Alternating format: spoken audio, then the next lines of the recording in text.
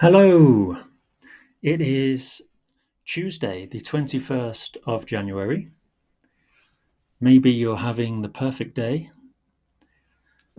Let's have a look at what happened yesterday to Dan. Poor old Dan lost his car keys. Dan dropped his car keys. Oh, you never want to do that. Although he does have a rather splendid car, but he's not happy. And this happened yesterday. He couldn't get into his car because he had dropped his keys. So he dropped his keys. That's past. He couldn't get into his car. That's past. So we're definitely in the past.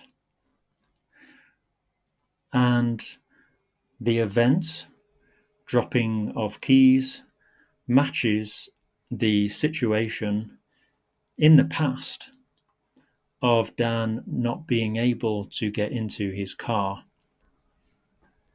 Because the earlier event matches the past time that we're talking about, we can use the perfect.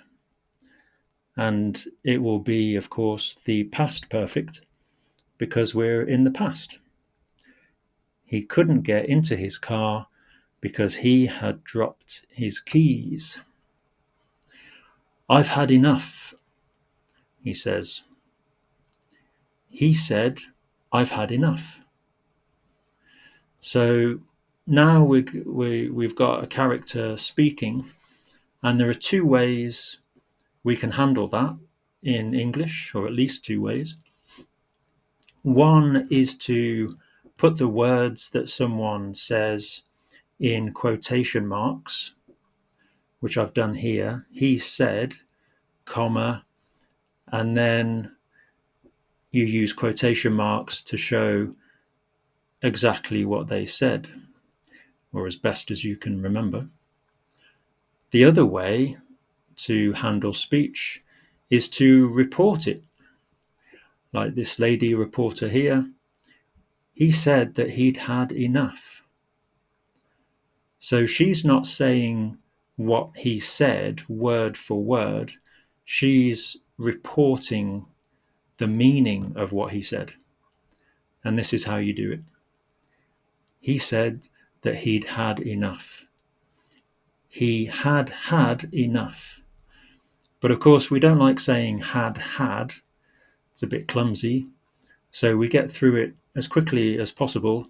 He'd had, and hope nobody notices that mole on the face of the English language.